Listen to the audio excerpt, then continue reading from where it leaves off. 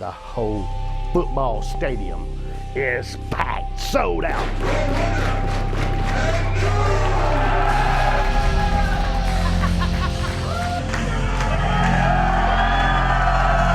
Woo! It's coming your way.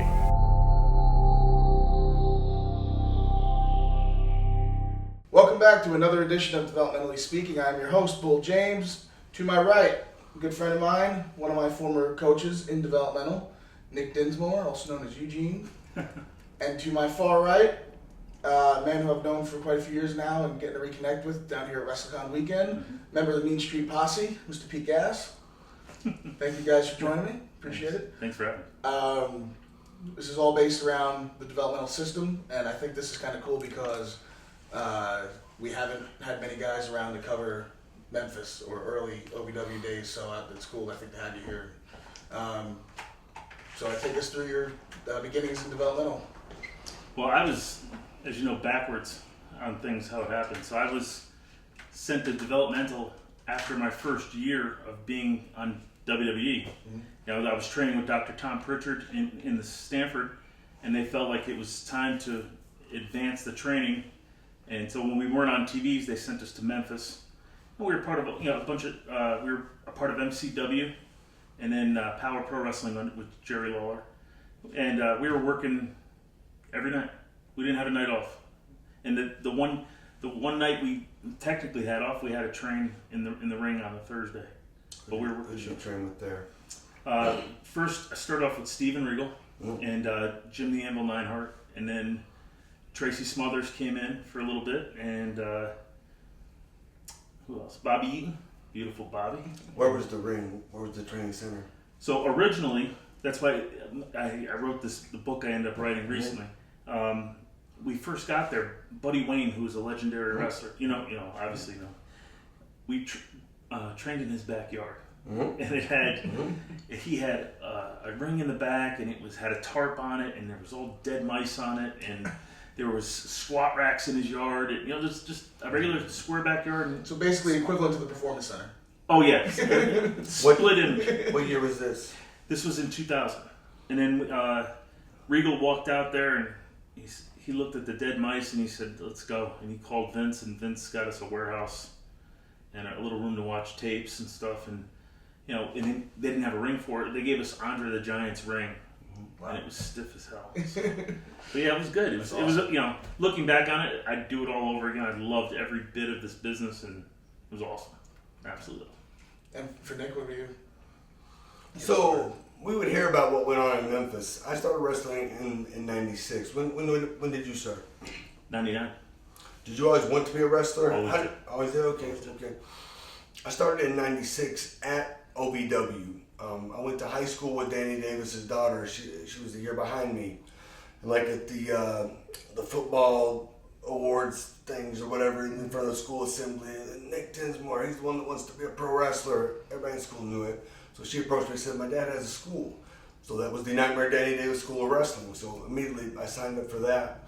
I wrestled there weekly in front of our group of fans, which were a lot of fans that would go Tuesday night to the USWA when USWA made that loop. USWA was based in Memphis before Power Pro. They would run Nashville on Saturday. They would do live TV Saturday morning, Nashville Saturday night, Louisville was always Tuesday night, Thursday night was sometimes Evansville, and then they would pick up a spot show. Same thing, working every night. Live TV Saturday morning, working that night. Yeah. But some of the fans that went to the Louisville Gardens to watch the USWA Tuesday nights would come to our shows. So that's why I wrestled in front of weekly until finally it was April the 1st. It was April the 1st, I got the call. They need you over at the Garden. I'd ridden my bicycle to the Danny Davis School of Wrestling, and it was about 4 miles across the bridge from Indiana to Kentucky across the bridge. I had my gear, pedaled my bicycle all the way to Louisville Gardens. Dean Hill's standing there. "Get dressed, hurry up, get dressed." I get dressed as fast as I can, sweating like this. Then he goes, "April Fools." Oh. And my heart sank.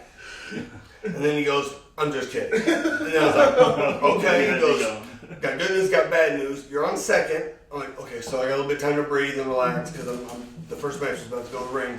But you're wrestling Tank from the Truth Commission. And this guy, I mean, I was 198 pounds at the time, and he was 400 pounds, enormous. Wow. Scared to death. He didn't hurt me that night. That's good. But no, our training was done in the Danny Davis School of Wrestling, which at the time was in Jeffersonville. Yeah. We taped our TV there. We would tape the TV on Wednesday nights. Generally, TV taping was free. The building held maybe 250 people, I mean 260 if we packed them in. And when we did, you could tell because the building would get so hot, the TV lights, and it was all crammed. All this stuff, any of the footage you see of like Cena, Brock, Lesnar, that was the not the original Davis Arena, but what they would call the old Davis Arena now. The building I have now is a huge complex, air conditioned, really nice. Did any of you guys, were you guys going to Memphis at all for the TVs? Like as extras or anything, or? So I started in '96. About '97, I started doing shows for USWA, which was the Memphis territory. Right. I wrestled on Memphis TV, Nashville. It was what was the deal? We're gonna pay you, I don't know, $400 a week, $200 a week, something like more a week than I'd ever made before. So like, all right, but you can take $20 or $40 a night.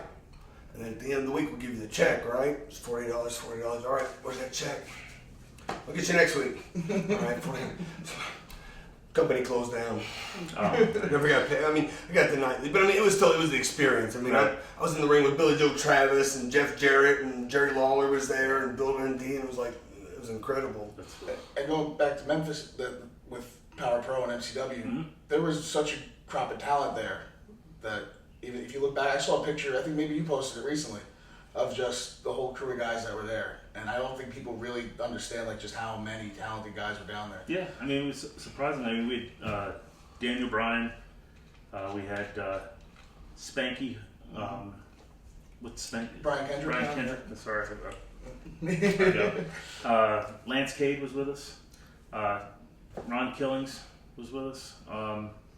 Then we had Bobcat. We had other, we had a whole, and then people were constantly coming in. Like at one point we had Thrasher from the Headbangers. Guys were coming. Mabel, he was there. Viscera. Yeah.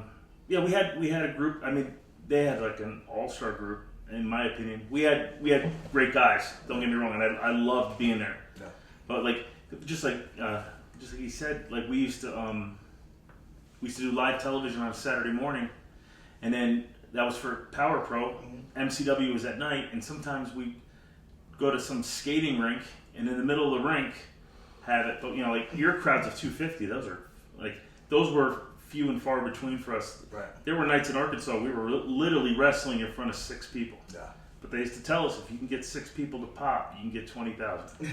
And being a fan at the time, reading the magazines, there were the names that would always pop up. I would always see. I remember always seeing Flash Flanagan was the name I always saw. Yeah. Nick Dinsmore, Rob Conway, and Steve Bradley.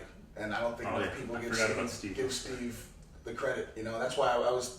When we were talking about putting this together, I was, I really want to cover Steve Bradley with you guys because you were both in that era with him and passing through with him, training with him, that kind of stuff. Yeah, he was actually supposed to be a member of the Mean Street Posse. Really? So he ended up getting mono when the Joey Abs character was ready to come and he couldn't get out of bed. Wow. So they called Jason Arndt to play Joey Abs, and it's too bad. I had great matches against him. Yeah. And it was just he was such a talented guy. Like great on the mic. When did he start wrestling? That's a good question. I want to say mid '90s. How long was he under developmental contract? I don't know how long. I don't know if you know. It was about 12 years. No, it was long. It was Jesus Christ. I know. Holy cow! I remember hearing he was with Memphis. They sent him to Puerto Rico, but they forgot. Right. That's what they completely forgot. Yeah, and he was supposed to be 6 months, and That's it turned true. into 3 years, I think. And then after a while, I think he finally contacted the office and said, "Are you guys going to do anything with me?" And they're like, "Oh, fuck, he's still down there." Yeah. That's what I've heard. Yeah. Yeah, I've heard that same story. The stories we would get from Memphis would be like Regal and Reckless Youth had a 10-minute match, and they didn't touch the ropes, and we're all going. So we're all watching videotapes and shit, like trying to figure this shit out. You just gave me goosebumps because I just remembered that. Yeah. That was awesome. Yeah, that really was. But Steve was an awesome guy. At a certain point, Cornette started writing TV for Power Pro. Yep.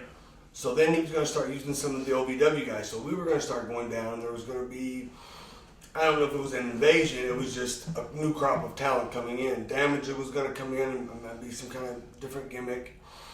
And he thought Steve Bradley and I could just have a 5-star match. So we went out there, and it was decent. It wasn't great, but Cornette had like built it up, and it was always like underwhelmed his expectation.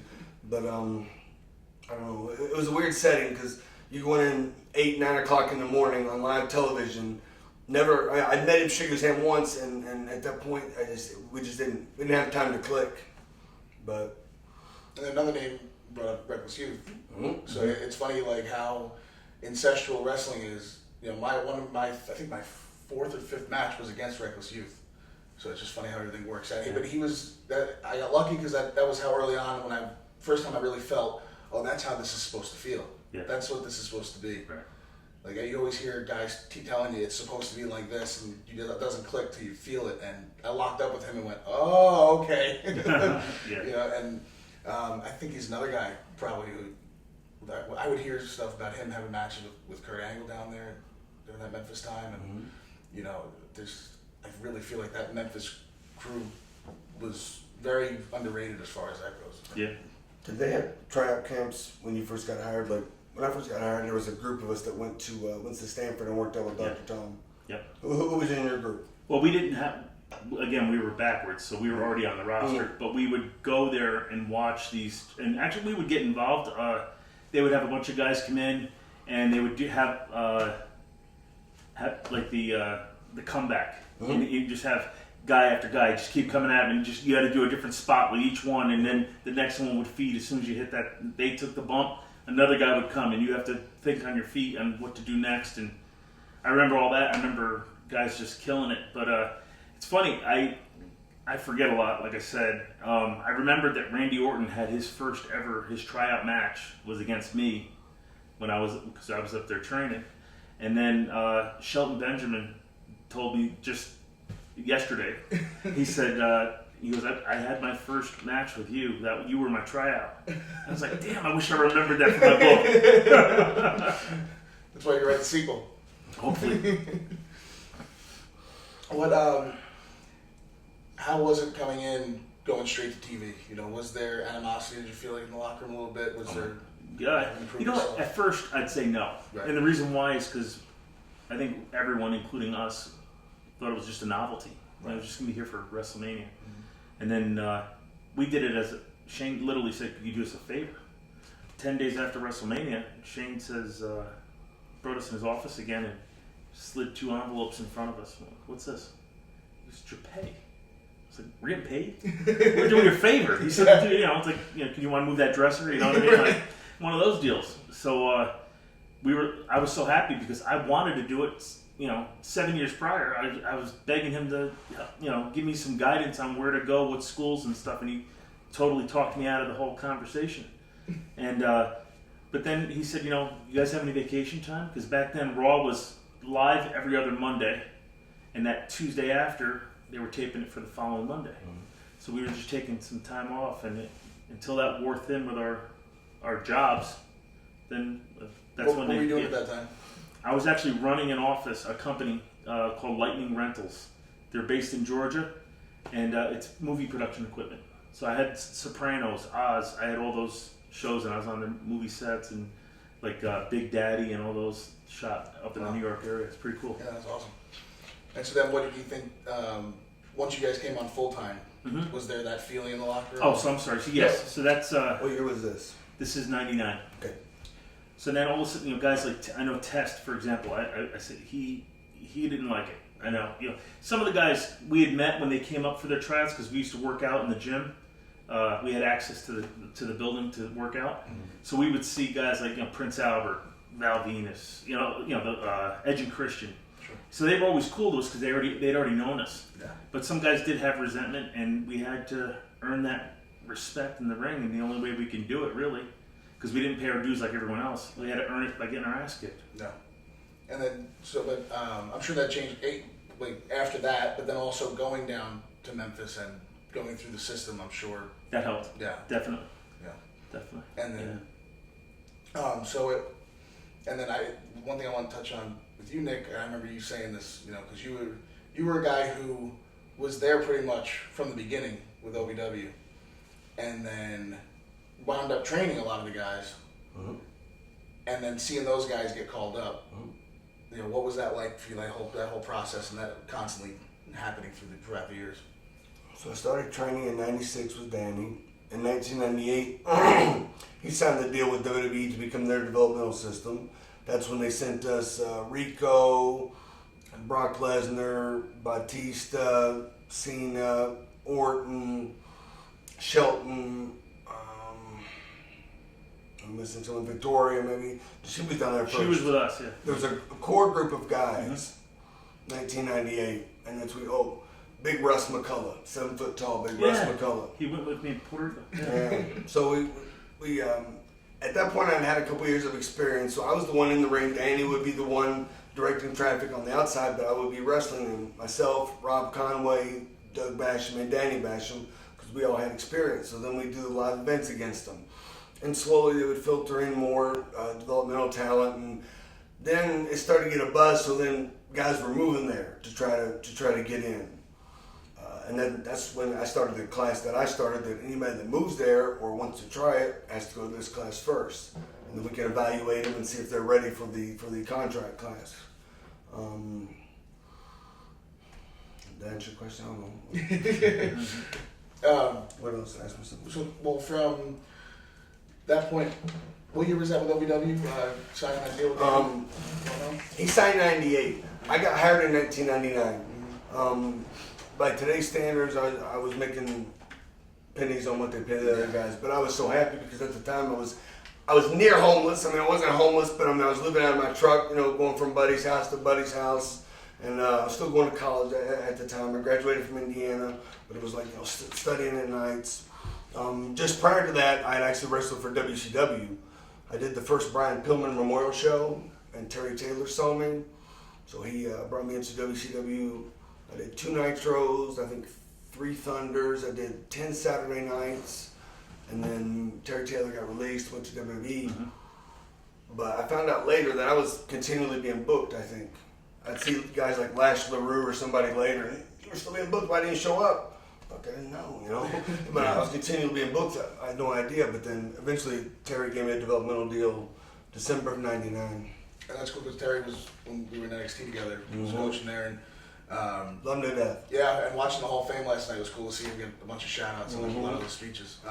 During that time, so now OVW, Memphis, and Puerto Rico, were those the 3 now that were NHWA? And LA. LA, I was going to say that. Okay. Yeah. So now, was there a lot of mingling in between at that point, or was it just you were at one and that was it? You were at one. Yeah. That was it. But it almost is something nowhere near what it is today. Right. It's like there's 4 cities on a map, and there's guys there that wrestle, and that's our developmental system. Right. I mean, it was so loose. Like we'd hear about Rick Bassman in LA, but I never really heard anything about it. At what point did Terry Golden? Were you there when Terry Golden was around? Right from the start, he was in charge right from the Because start. I think I met him, but I knew his name, and I know he was very involved, but I just didn't know exactly who he was. Yeah, he when we got there, he ran Memphis Championship Wrestling, and then Jerry had the Power Pro, and then it wasn't until right before I was about to leave that there was a split. And, Jerry Lawler's federation, the Power Pro, was not affiliated with WWE anymore, and it sucked because I had just won the belt from Steve Bradley literally like 2 weeks prior, and I got stripped of the belt, and they kind of just wrapped that up. They weren't giving any money, and then it wasn't too much later after that I went to Puerto Rico. Was that what led to that decision, the break in from WWE with them? That's when you moved to Puerto Rico? Is that what they said? No, it wasn't. It was shortly thereafter. Yeah. But it was funny because Memphis Championship Wrestling was still going strong, and it was doing well. And we were starting to get more and more people in the crowd, and I just got a phone call saying, "Hey, we're going to send you to Puerto Rico," because they had already split us up in Memphis, and they told us they wanted us to come. They wanted us to develop our own characters, And then I was told by Dennis Brent that they were going to bring us back as the Mean Street Posse in WCW because that's where Shane had bought it. Right. And eventually split us up, give us a storyline where we split up and do singles from there on out. What was Puerto Rico like? Different. Yeah, it was, looking back now, I loved it, but going back, thinking back then, I was like, you didn't know what to expect. You had kids selling bags of rocks outside. To throw at you. For a dime to throw at you. You had people lighting pennies. They were holding them like with pliers, lighting a penny and heating it up. When you go by, they flip it on you. If you were a heel, you had cups of piss thrown at you. Wow. Where did you stay? Right 4 doors down from the Ritz-Carlton. We got a place. I had a girlfriend at the time. I was living with her and Chaz and D'Lo. Mm-hmm. They were living a couple floors down. We all got sent there at the same time. So we had a condo. I was paying like $1,000 a month. Mm-hmm. It was. I know it's not that price now. So. Well, how different was it from Memphis as far as like the training or whatever? It was just pretty much working the shows. Was there any training? What's that? Was there any training? Yeah, we had a training facility. So this training facility was a ring, and it was just the tin, just a tin roof. You know how hot that got? And it was open, and it was hot as hell in there. And there's only, out of the whole island, there was only 2 places that had air conditioning. Everything else was out. So it was great. You sweat your ass off. And I remember even just reaching down to tie my boots because I got rid of the singlet. I was doing a singlet. I didn't have the sweater vest and jeans, and I had the high boots. And when I remember coming up, it looked like I just jumped in the water. I was soaked. Even just tying my shoes, it was so hot down there. Which company was that? That was IWA. Which is that's Savio's group, right? Savio, yeah. I went from Savio, Dutchman, Taylor. I just saw Dutch at this. Dutch is awesome. Yeah. Dutch is one taught me to go to India for 3 months. Savio and I lived in India for 3 months, trained 26 Indian wrestlers that didn't speak English and had no wrestling experience. Yeah. And then we filmed 28 episodes of TV. So, you know that I was talking about the training facility that we had there, right? So you said Russ. I was trying to think of his name. Russ McCullough. So Russ was what, 7 feet? Mm-hmm. I'll never forget Savio was training me to be like a high flyer, do all this stuff, and I remember he brought me 6 inches away from Russ, and he said, "Drop kick him." I said, "Okay," and I took a step back. He moved me back up. He goes, "Drop kick him." I remember I did it, and I popped. I was so pumped. Good. Savio's awesome. To get him, he's so tall. To hit him in the chest from 6 inches out, I was so pumped up, man. That was great. So. I wasn't there when this happened. I don't know if this happened. This was a rumor in the OVW locker room. WWE was in Freedom Hall in Louisville. Big Russ McCullough was there. And Russ was tall. He was tall. And I don't know if this happened or not, but they said catering, him and Undertaker, hey, you want to shake his hand? And Russ, sized him up, This is true. This is a true story. And then after that, he was kind of released. He just kind of took off. Yeah, you rubbed the wrong person. Yeah. The wrong way. I never saw it happen, but I heard you guys talk about it. But I was like, I don't know. He wasn't a bad guy. He was just, I don't know. I don't think he was cut out for the business. See, and that's why I thought I was being punished when I first got sent to Puerto Rico. Because I'm saying to myself, this whole roster in Memphis. That's a vacation, man. That'd be awesome. I'd love that. But Flash Lang and I would talk later on. He goes, we should have asked for that. We should have asked to try to go there to get different styles. And thinking about it now, of course they would do that. Well, sure, let's send you down here. I'm like, oh my God, we could have done all of them. Yeah. You learn how to work in the ring with someone who doesn't even speak the language. Mm-hmm. If you're shooting a guy off in the ring and you want to hit an elbow, as he's coming off, you kind of smack your elbow to let him know that it's coming. Yeah. So it was that was pretty cool. That was as much as I actually got to ask Jim Ross why. And I did his podcast about a month or so ago, and the whole time I'm doing the podcast, I'm thinking to myself, as soon as I get off this podcast, I'm asking him why. Because I lived with it for 16 years. Mm-hmm. Why the hell was I sent there? And I didn't know if it was just because they were hot at me about something, like Russ, or what the story was. So I said, hey, after we get done, JR and I are talking, saying our thank yous, and I said, I got to ask you a question. I said, I just got it. I've been dying to know the answer. Why did I go? And he said, which I was so happy to hear. And whether he's bullshitting me or not, I don't think so, but because he was pretty sincere that night. But he said, Pete, he goes, you have the size. He says you had to, at that time, you had everything. You had the body, and you were working good, and we sent you there because we needed you to get more experience. And you're working the same guys, same angles. And he goes, we wanted to teach you a different style. And he said, we saw money. He literally said, he goes, we saw money in you. Money for you and money for the company. And that's why we sent you there. So it made me feel great. Yeah. But then it makes you feel like shit. That's the advice like every guy gets, I think, now is you need international experience. Yeah. Go out and get different experience from different guys. Was Russ the only other American there with you? Well, no, it was D-Lo and Chaz. There was here goes my brain again. There was a blonde, golden blonde hair, like he was such a baby face. He was like a Shawn Michaels type there. They loved him. He was Was like, that Shane? It wasn't Shane, was it? Shane. It was Shane. Because You're absolutely right. It was Shane. Val's partner. God bless you, man. I don't know how you had that memory. It was Val's partner, Shane. Yes. Guys, I wrestled Shane down there before. Yeah. He's still working. He's still there. Yeah. He's Still working. there? Yeah. Yeah. Holy cow. Yeah, so Shane was like a god. And I remember we worked a match. Is it Glam Boy Shane? Yeah, there you go. We're working a match, and Puerto Rico loves it when you take it into the crowd, And we were in this again at a place with no air conditioning, and they had like concrete steps or seats. And I remember we got in the crowd, and I had the best of him. And then he cut me off. I was gonna ram his head into the concrete. He cut me off. He went to ram my head, and people are literally this far away. So I was like, I gotta make this good. And I went boom, and I split myself. And I came up like this, and I saw all their faces go, because they all believed it was real back then. I don't know if they were up onto it now or not, but back then they were think really... wrestling's real and NASA's phony. So I remember I bled all over that gym, and the ref stopped it, and I got hot at him, but I just worked the crowd and stuff, and I had just turned heel then, and people were throwing shit at me. It was crazy. Here's a story. Carlito was in developmental. Cornette wanted him to be something that he did not want to be. He wanted to be more thuggish, like a crime time look. And it wasn't Carlito, and he just kind of half-assed it and whatever. I think through his talking, he got himself where he needed to be. He was on TV, I remember, made the debut. First time back home in San Juan after debuting on TV. Guess how many t-shirts the merchandise brought with him? 0. 30. Wow. 30 t-shirts. There was a near riot. Huh. And that's just a dick move, I think.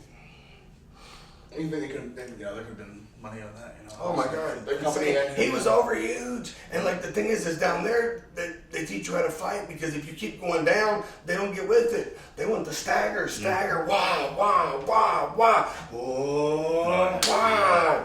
That's Eugene cartwheel, toe touch. Fire him up. Hey, when you were back in OVW, would you guys get report, like, would you hear stuff? Because we would hear stuff about you guys.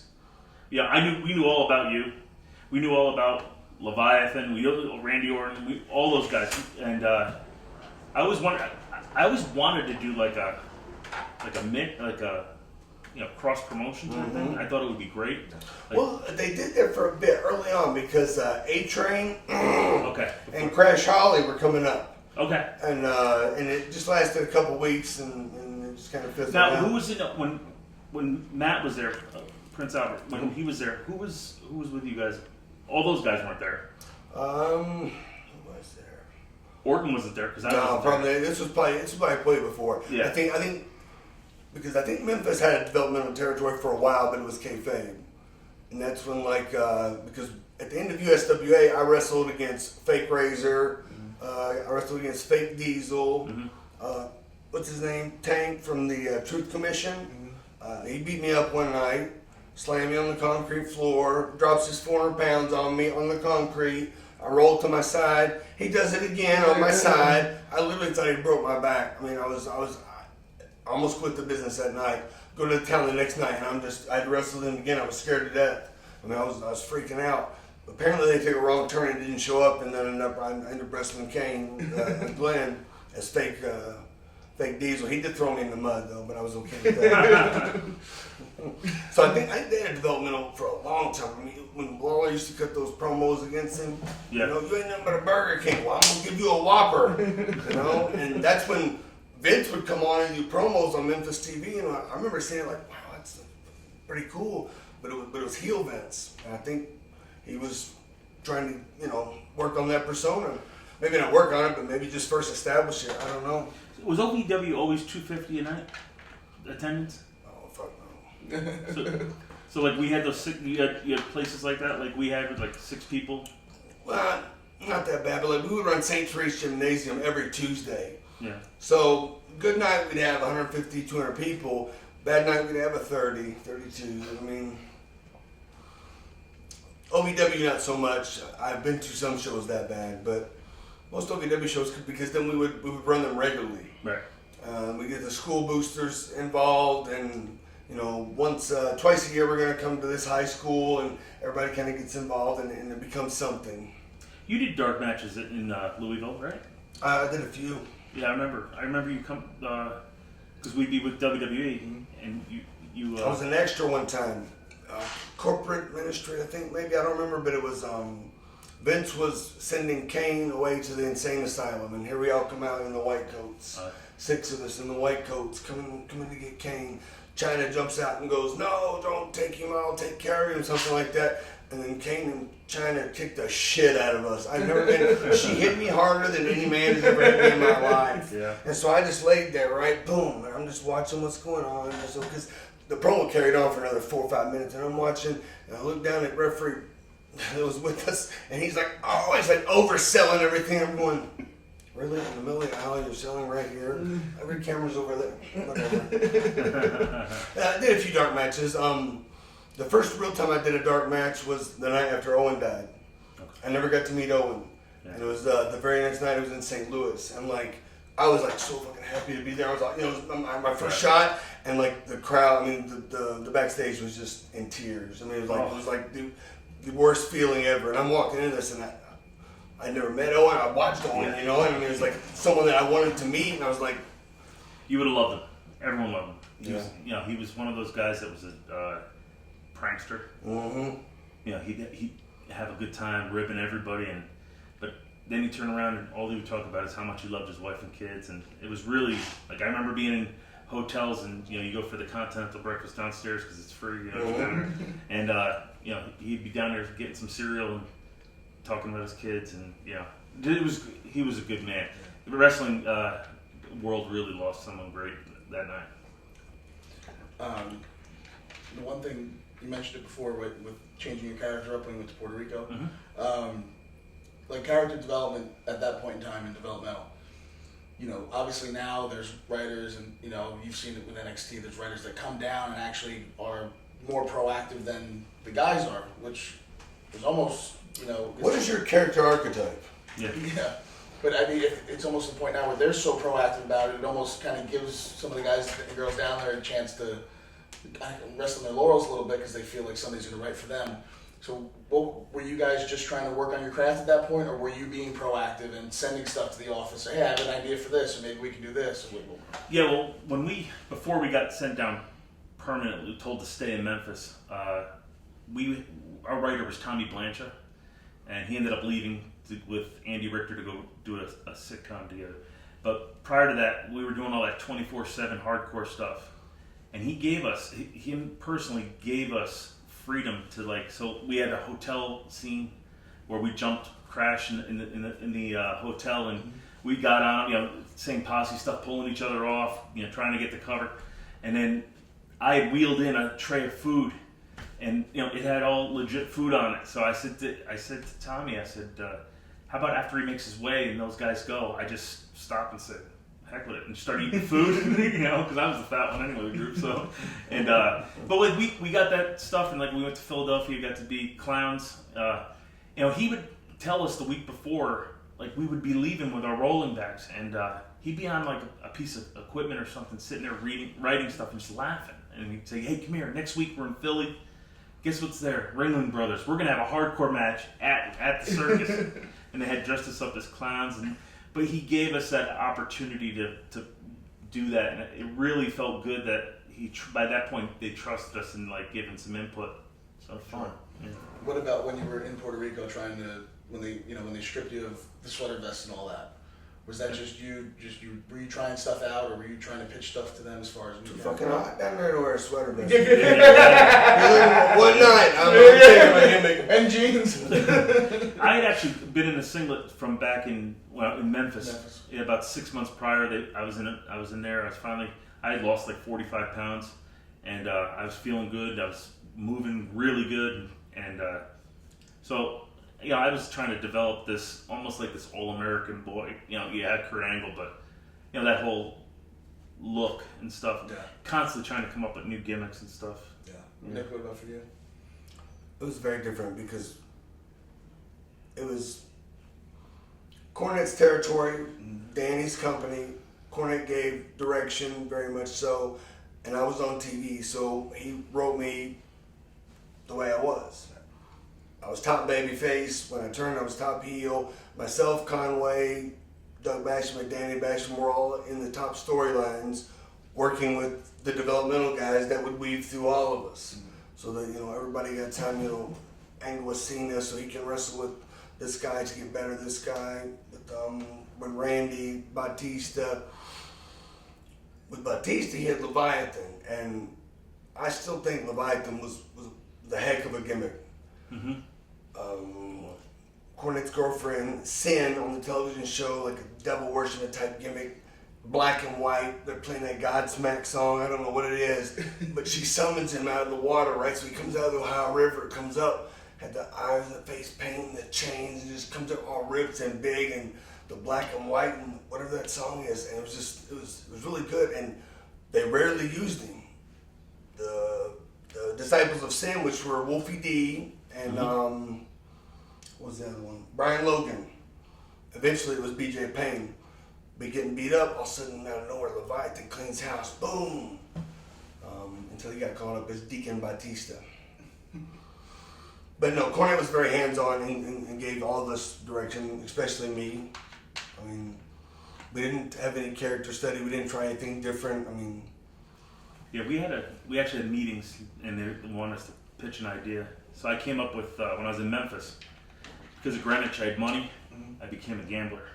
I started gambling my money, and we did angles there where like Rodney and I had a tag match, and I had a portable TV. And for a shoot, there was a Florida State game on, and for a shoot, I had a bet on the game for real.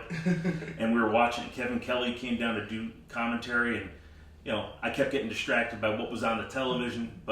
And then I came out. I was actually I was dating a girl there that looked amazing, and she was going to be Lady Luck.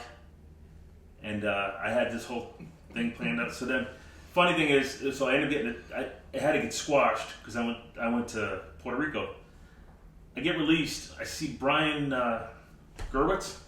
I see him a year later at the Stanford Town Center having lunch with a couple other writers. And I say, hey, can I join you guys? I got an idea to pitch at you. And I said, how about, I start gambling on matches with, it started with a card game with the APA, and we start betting on matches, and then I get in the hole, and then I had a whole long drawn out, I'm talking about a year worth of stuff where, I go in and I do run-ins on matches to try to win the bet, and I still end up losing it, and then eventually someday, like, I have a match, and I'm a heavy favorite, and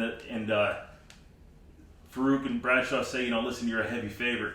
You drop this match. We're good. I leave there. My whole thing was I was going to leave their office, which was that door. And eventually I'd see Stephanie down the hall because at the time she was running the show. And I said, and she said, hey, I hear there's a lot of gambling going on. And let's just say you better not lose your match. So now I'm tossed. Do I stay in the hole with the acolytes or, just like, I was constant. And so I pitched the idea. A month later, the full-blooded Italians had gambling lines. I don't know if you guys remember that. And I was like, shit. What they would call now presentation skills class would consist of this. Either one person would have the mic or you would just hand it off, but it would be like, all right, tonight you have a match with this person, these are the rules, da-da-da-da, go.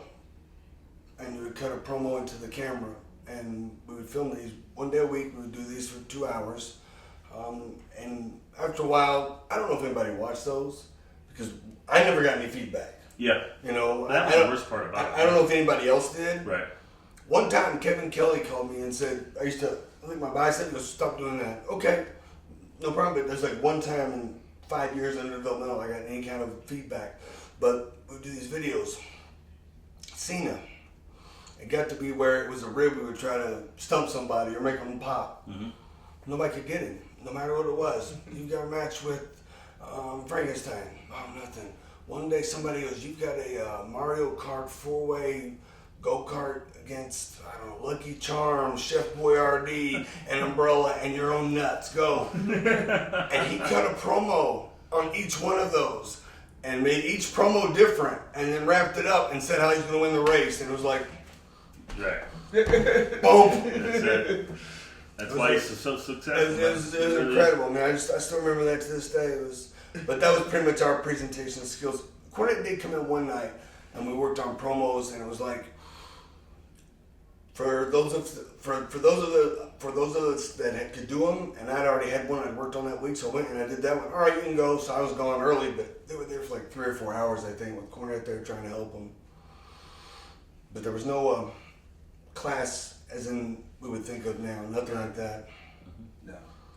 It's, you know, if there are guys under contract now watching this, it kind of just puts that in perspective of, especially guys that were with Dusty, of how lucky we were to have that. Because if you look at what, you know, with what you guys started with in those territories to now what it's become and what it's still molding into, you know, just the more they talk about expanding the performance center and all that stuff, you know, it's easy now if you think about it. I mean, not that it's easy, but it's tough. But it's easier to you have more at your hands to develop a character. So many tools. Yeah. We used to get a VHS tape with Cornette's handwritten notes on why each match or promo is important, what to watch for. This might suck, but watch Lawler's reaction on this. Blah blah blah. I had copies of those passed down from guys helping me out that have been through the system. Those spread out, but I mean, at the performance center, it's like just endless. At any point, any reference you need, any tool you need. They have a little promo room where if a coach got on your ass, girlfriend you got in a fight with your girlfriend, you just want to get out there and vent it. You get to go and, you know that. I'm not telling you. That's awesome. Yeah, it's crazy. And just develop everything. And not only that, you film it, you click the iPad, you go right out to the computer, it's already uploaded. You watch it back. That's amazing. And the eye in the sky. Yeah. Matt Boone, when he gave me a tour of the place, he said that goes directly to Hunter and Vince. I was like, that's pretty cool. Yeah. You know, and it's cool too. I think it keeps you honest too. Instead of, you know, days you want to slack or days you want to not, you know, you're not feeling well or whatever. You just look up, you see that. There's your incentive to keep grinding. You know. Yeah. And we talked about it the other day when we were texting, so I won't bring it up. Bitty Little. Bitty Little. Heck yeah. Memphis legend, Bitty Little. Yeah. I remember just getting those Power Pro tapes and everything, and he'd pop up like, I thought this was like old developmental. Like, what is this? This guy's having like a ladder match every week. Like, what is he doing? I think Bitty Little hosted a big booty thong contest when I was down there one weekend. Aside from the wrestling, it was just girl. It was insane. They wanted Derek King and I to do security, so I'm standing there in security at a big booty thong contest for Bitty Little.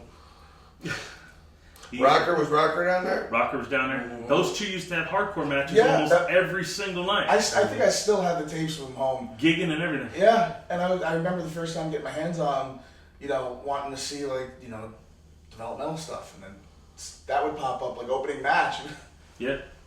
Did I get the right tape? There was a big group of guys that were down there. That was like the end of Memphis when I was there.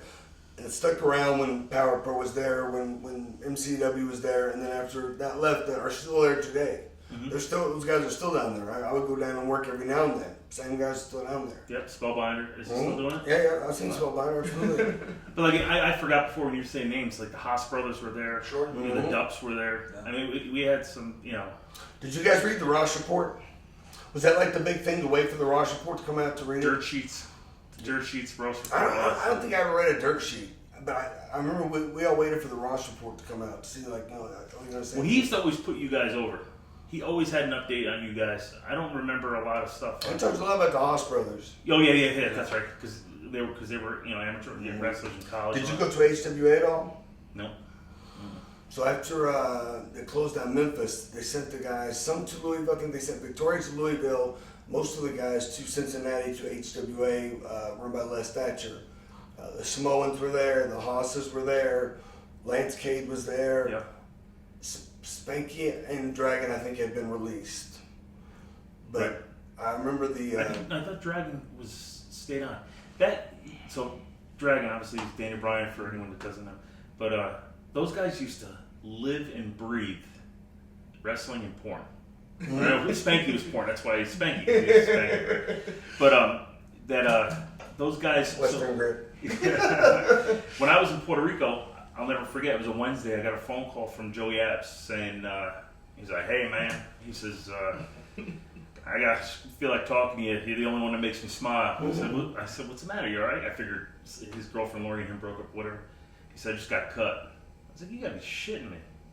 He says, "Nah." He goes, "They're pulling us in one by one into the meeting room, and they're either sending you to OVW or chopping your head."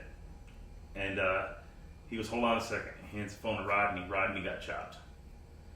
So right away, I got a feeling in my stomach. I know that I'm next, but they were sitting, like you said, Victoria went up with you guys. They were splitting everything up, either sending you home or sending you there. And I guess there was I don't know if there was a falling out with Terry Golden. I don't know what the whole scenario was, or they were just cutting back because they had WCW's roster in addition to theirs, and they were just cutting whatever fat they had. But sure enough, the next day, or that night, I'm driving. I'm driving with D'Lo. I'm sitting in the back, and Mosh, and they saw us pretty down, and they're like, "What's wrong?" I'm like, "God, those guys got cut. I'm next." And D'Lo was like, "You're not next. You're not Mean Street Posse. You're Pete Gas. You're in Puerto Rico." Sure enough, the next day, like a dummy, I went and spent like $120 on groceries. Walking. It was a mile walk, too. Oh, yeah. I get a phone call from Bob Clark. And Bob Clark. Yep. Bob calls and says, "Hey," he goes, "Pete, how are you?" And once I saw his name on the phone, I was like, "Fuck." And he goes, "What you doing?" I said, "I'm just walking back with groceries." He said, "Oh, I'll call you back." I go, "Just give me the fucking news." Yeah.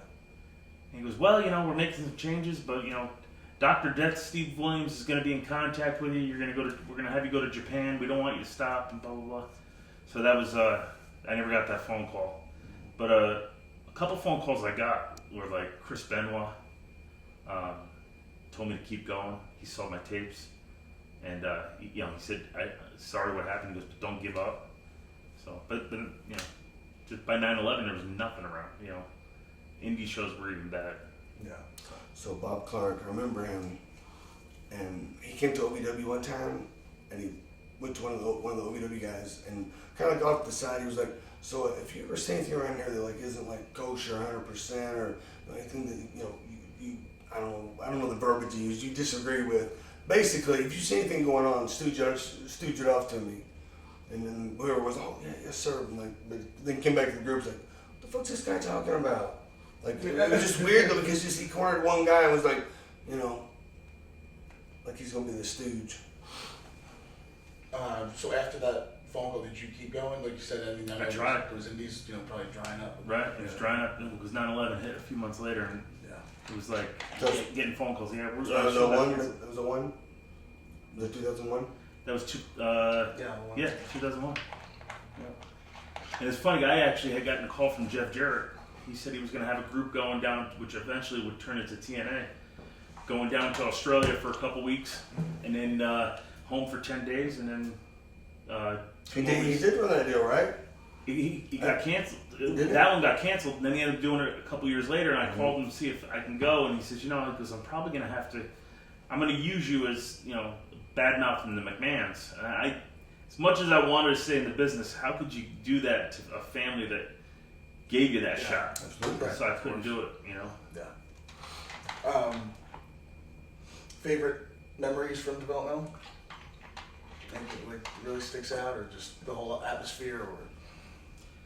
Yeah, when Power Pro Wrestling let me win the strap from Bradley. because that said something that they thought enough of me to give me the heavyweight strap. Sure. And title. You're not supposed to say certain things anymore. To have that heavyweight title to me was huge because it just meant like they had me going up against the best, which at the time was Steve Bradley and Joey Abs, and we had all sorts of stuff going on there. Yeah. So for me, that was definitely made a statement for me. Sure. 10 times. That's awesome. So, okay, there was a point where it was Power Pro Wrestling and it was MCW. Right. And MCW invaded. Yes. Tell me about that. What happened then? Because there was 2 separate wrestling companies in Memphis. Used to be one wrestling company, USWA. Used to get outrageous ratings, like 12s and 13s. The first time I was on USWA, I walked out, there was a festival in the afternoon that same day, got recognized off of one job match on TV. Memphis TV was very strong. But at that point, in the Channel 5 studio where USWA used to run was Power Pro Wrestling, and that's where Cornette was going, right? Mm-hmm. Yeah. And MCW was Terry Golden's group, Yeah. but Lawler was with them, right? Right. And that's where the developmental was, right? Right. But Lawler also had the Power Pro thing going. Not yet. I don't know. But when we got there, he was doing it because he was. Were they together when you got there? Yeah, they were working. You weren't there when they were separate? No. Okay, so I don't know exactly. I remember going to Power Pro and MCW was something separate. I think MCW had the developmental guys. Power Pro was myself, but Cornette was coming down right in the TV, and he was developmental for OVW. So he brought Damage It down. Conway might have went. That's where I wrestled Steve Bradley. I can't remember the guy's name right now. But we walked in one day. Randy Hales was there too. You know Randy Hales? Yeah, of course. Yeah. Randy Hales, right? So Cornette comes in, throws his papers. He fucked you. He fucked you. He fucked you. He fucked you. Ali, do you remember Big Ali, that big muscular guy? Yeah. He wasn't under contract, but he was like just over and fucking big. Like Ahmed Johnson, he fucked you, Ali. Lawler fucked you. Because something about, that's when MCW invaded. And for some reason, all these guys had no opportunity to get a developmental deal. I don't know why, but it was just this classic Cornette rant promo. Fuck you. But then Randy Hale steps up and wants to add to it. And kills it. You got fucked, and he fucked you. Well, no, you're staying. You're still gonna be here. He fucked you. You worked down at Burger King, and it was like I was still under contract, and I was like, "Fuck it, I just don't have to drive to Memphis now." But it was uncomfortable, but funny. But like, I knew I couldn't laugh. Right. I didn't know if you were there at that time. No. I didn't know the story behind it. Well, there was a storyline where we invaded. Mm-hmm. That's where I thought that's what you meant. But where we we invaded Power Pro Wrestling, and then they did I think this was like previous to that. That was the result. Yeah, because I don't remember any of that, the heat and stuff. Was Corey Macklin there when you were there? Did they announce him, the black guy Corey Macklin? Yeah. Oh, yeah. Big move out there! Up and back down on him again. What was the other guy that did the weather? Dave Brown. Yeah, Dave Brown. Yep. Used to be Lance Russell, Dave Brown. That's what I always when I was a kid. Yep, Lance Russell. I remember we worked in what's the where all the Tupelo, Mississippi, where all the casinos are. We worked in a casino. I'll never forget. I walk in the door. There's what's his name? Blue Meanie was there. Jasmine St. Clair was there. I remember we were all changing in one room or whatever, and she was like one of the only girls. Her and Bobcat. Bobcat went in the bathroom, and she went. She talked. Jasmine was like, "You guys got to leave." I'm like, "I just watched a video last week. Like 200 guys, and like really, like I've seen everything already." But what's his name? He was what was the guy's name? I'm sorry. Corey Macklin, Dave Brown? No, the older gentleman. He had a classic voice. Oh, Lance Russell. Lance Russell. And I remember meeting him, and I loved his voice. I loved watching the Lawler Waylaid. Oh, it was great. Such a classic of voice. Yeah. We did a Power Pro TV one morning. This was a bit after that, and it was Lawler was there. Corey Macklin had somehow finagled the power because he could get the TV deal. So he wanted to be top babyface against Lawler the heel. So Corey's going to bring in his best friend Eugene against Lawler and Jimmy Hart. And they were going to give away 2 cars from the local car lot, used car. Come out to the Mid-South Coliseum tonight. There's going to be a raffle. You're going to win a car. Come out tonight. Live Saturday morning TV. Tonight, somebody's going to win a car. All hell's breaking loose. The heels take off, right? Lawler and Jimmy Hart jump in their car. Boom, take off. One of these 2 cars is going to be given away tonight. Corey Macklin jumps in. Eugene jumps in. Ladies and gentlemen, we're running out of time. No! Corey's going, no! Well, I get out and I start running. Because I knew we were going up there anyway. The car they're going to give away didn't even start on TV. There's a story that you told me, right? We talked about before a little bit, touched on it, when where guys were starting to get called up, guys that you had trained, but meanwhile you're still under contract as a talent. And I did one of my favorite stories that you pretty much you just worked your way into getting the meeting to get that break. So when I first started, the core friends of mine in the old Davis Arena, then they go to the new Davis Arena in Louisville.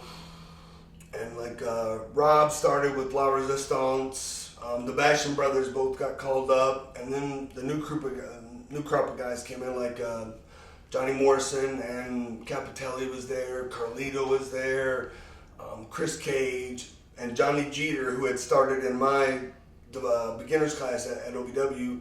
Jeter was one of the Spirit Squad. Chris Cage was Kraylin Croft, was that his name on TV? Kaylin Croft, yeah. Kaylin Croft, he was on there. Armando Alejandro Estrada started in that class right there. JTG of the Crime Time started in that class.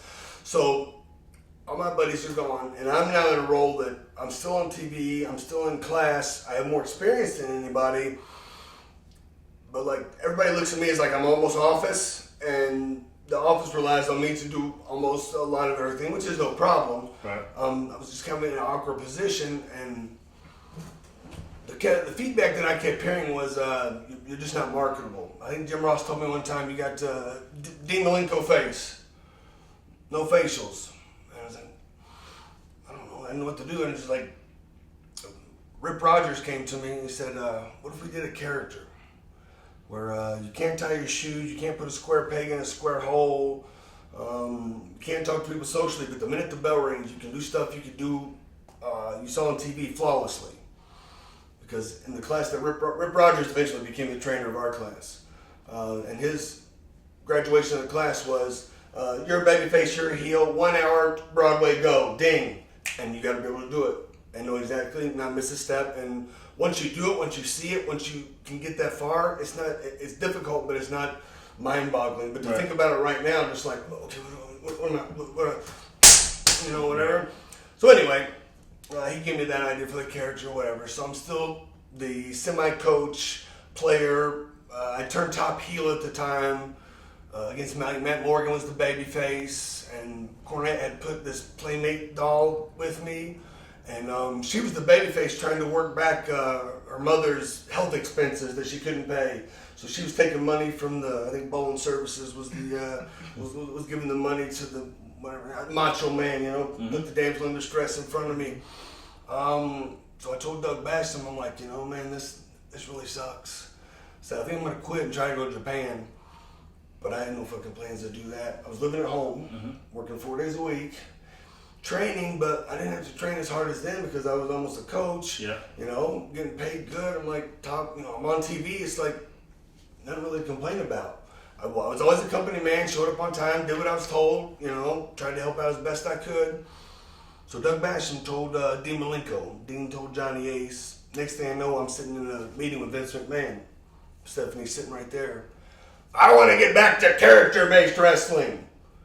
And that character that Rip said to me months prior, what about a character that can't tie his shoes, isn't very social, gets scared when the bell rings, he can do whatever. Great, we'll start on Monday. Wow. And then I'm going, okay, now what the fuck do I do? Stone Cold Steve Austin walks in, and Vince goes, have you ever seen this kid wrestle? No. And I said, Nightmare Danny Davis trained me, and Danny and Austin had wrestled a couple times, I think, in Dallas. Danny was in the Memphis territory. Stunning Steve Austin was in Dallas, and they wrestled. And they had a friendship. One OVW show, we brought Steve Austin in, sold out to Louisville Gardens. So he looked at me, he goes, he's probably one of the best. And walks out of the room. I was like, okay, like that. So whatever. And it was just a vote of confidence. He said, all right, we'll start. But there was no character research. I didn't know who that character was going to be. You know what's funny is you triggered a story in my head. When Abs got released, I remember he called me. When we were talking, I said, "So why did they let you go?" He says, "Well, he goes, they wanted me to be a player coach, and he didn't want to do that." I said, "Why would you not want to do that?" I said, "That you make no sense." I said, I got, I didn't at the time. I didn't have to go home, but I was like, your foot's still in the door. You don't leave. You never know what could happen from there. Yeah, the thing was, I saw a lot of guys complain. Yeah. And all of a sudden they would get called up. Guys would bitch and moan, I don't want to be in Louisville anymore. I don't want to be in Cincinnati anymore. The building sucks. I don't like Cornette. All of a sudden they're called up. So I was like, the squeaky wheel must get the oil. Yeah. And I'd never once, and I didn't really squeak. I just said, I think I might try to quit and go to Japan. And it worked its way there. I saw all the guys do it, and it was like, I busted my ass and did everything I was supposed to do, tried to conform to everything that they asked me to do, and it wasn't until I couldn't complain that something happened. Speaking of player coach, was Robbie Brookside training? Yeah, that's another try. I forgot about that. It's great, funny. yeah. And people don't realize, he was another one who coached alongside Nick at the Performance Center, and I got to spend a lot of time training underneath him, and he's unreal. Such a great guy. And people had no idea that he had that small role in Memphis, and it's just funny how just stuff comes back around. Yeah, exactly. I always looked at that as, developmental's not the end. If you get released, it's just you can always come back. There's always that. Right, your foot's still in the door. Yeah, And when they're looking for talent, they're going to eventually look in that pool of talent. And hopefully, it's funny because Spanky had shown up at the Performance Center, and sees Robbie, he gives him this big hug, and people are still like, "How are they such good friends?" Right. And I just that the attitude of a student in the game. Robbie coached the Memphis guys, dummies. Just like that little. That's great. But what were your guys' biggest takeaways from being in the system and being in developmental? What did you gain the most out of it? And not just wrestling, just life experience. For me, it was. We went from from knowing how to do moves to learning psychology, and that for me that was what we were there for. And I took every single day trying to get better, and because it was one of those things where they told us, 3 months, we were only going down to Memphis for 3 months, and it was 14 months, and then I went to Puerto Rico. So for me, just the whole experience, and then getting to learn what it was like, although we were making money because we had contracts, better contracts than the other developmental guys. Still learning that lifestyle, driving to a city, putting up the ring, doing the show, tearing it back down. To me that was invaluable. I love even it sucks that when you hear guys bitch about having to do it, but I love that that's still a thing even today. The guys having to go and set up the ring, break down the ring. It's just I like that. I think that's paying your dues. Yeah. What about you, Nick? Pretty much completely opposite, because I had learned how to work by the time I got hired and all the developmental guys came in. And where are you from? Greenwich, Connecticut. And so you had to move to Memphis. That must have been a huge culture shock. Yeah, I thought it was where everybody was. There was a scam going on because everyone was so nice. Yeah. They're like, hey, you meet someone in the gym. They're like, hey, we're having a barbecue. Why don't you come join us? What are you up to? What's going on here? Who are you? I don't even know you. You're inviting me to your house. And, yeah, it's a different culture shock. So OVW was in my hometown. I was on TV in my hometown. Knew almost everybody. We would go out, every so often, so the people would see us around. Top baby face. I had to work hard in class, but the ring set up. I didn't do so much of. Because by the time, I would get there, Brock led that. I mean, he even had that ring set up and torn down. Him and Randy got into a fist fight one day. I don't know who said something to what. Setting up the ring, and they were at St. Teresa's Gymnasium. I think Randy being a smart ass, because that's what he is. Not the ring set, but I really set up the ring. But I was still Southern babyface, where going from town to town with different crowds and young ladies that come to the crowd, and I was out there working to try to get the girls in, you know what I mean? I wouldn't set up the ring. It'd be nothing to get 24 cookies brought or something back. Everybody have cookies, burritos, get the burritos. They bring sugar cookies were the favorite, the teddy bears, the presents. Memphis babyface doing the picture in the towel. Did you do the towel picture? Yes. Yes, awesome. That's right. I had Randy. We'll come back. I had Randy Orton do that, right? And did the towel picture, and I don't know what happened to it, but a couple years later, somebody dug it up and they put it on Raw. Do you guys remember that? Did you guys ever see the episode? It was like, it was a picture I took, and I'm like, oh my God, they dug that off the internet somewhere. But there was a picture of Randy, like, it was just the Memphis towel pic. What's the towel pic? Yeah. What's the towel pic? Just all the Memphis baby faces would take a picture of the towel. The Fabs did it, I mean, you just as if you step out of the shower, although your hair is perfect. Hey, the towel pic, yeah. It's a question that I've asked. Like I've just, the past couple of days we've been filming these now with me hosting these, and it's almost like a rhetorical question when I ask it because it's something that you taught me. But I always ask you guys, do you feel that the developmental system and your life experience there over-prepared you for everything else that you've gone on to do? Yes. And I know the first thing that popped to my head. I remember Shane telling us, when you walk into a locker room, you shake every hand when you get in and when you leave. And I do that to this day. No matter where I go, I always show my respect. Now, it may not be the same in an office building, right. But to me, you always take that certain thing about the respect aspect of it. The business to me is always so sacred in all those, little things. So that's one thing. First thing that popped in my mind was that. For sure. Yeah. Yeah, absolutely. I got it from you. So. It was like from my early 20s to 26. I mean, it was, I was on top in that period of my life. It was just, without a doubt, some of the best years of my life. And Pete, do you want to talk about your book? Yeah, it came out a couple weeks ago. It's really like a unique story because no one else has that story where Vince took two guys off the street with no experience, no bumping ability, nothing. We didn't know how to do anything, and put us in the ring with the best of the business and said, "Don't get killed." So, and just how everything evolved. So you knew Shane growing up, is that right? Yeah, I knew him since high school. We played football together and had Spanish class and a couple other things, and were you friends, or did you just know him?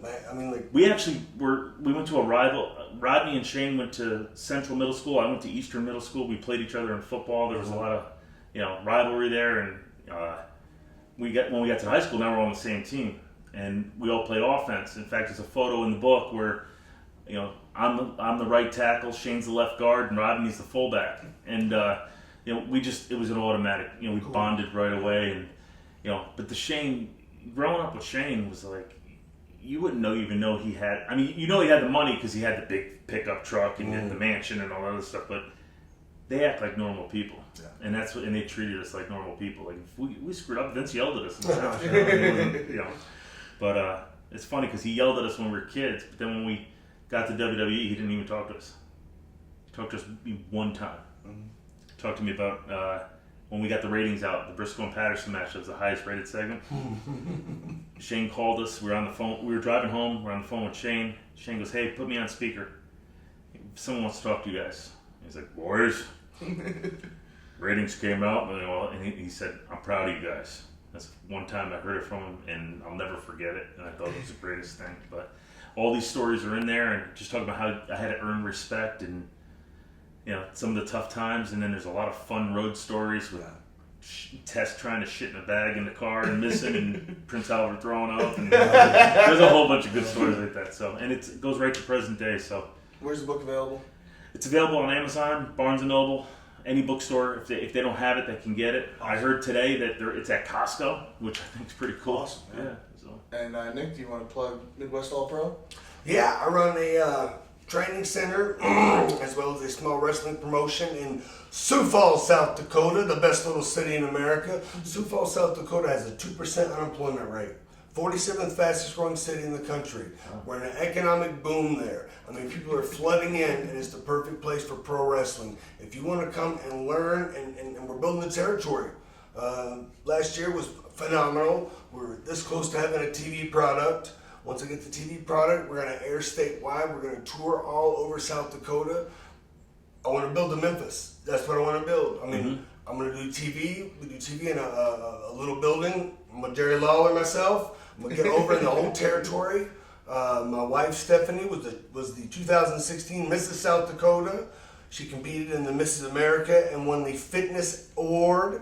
She does all my announcing. So the whole tour is, former WWE superstar and Mrs. South Dakota are coming all around the state. And I've got the students that help set up the ring, tear down the ring, run the show. I mean, I'm building a territory. Sioux Falls, South Dakota, Midwest All Pro Wrestling, MidwestAllPro.com. I do the Twitter, I do the Facebook.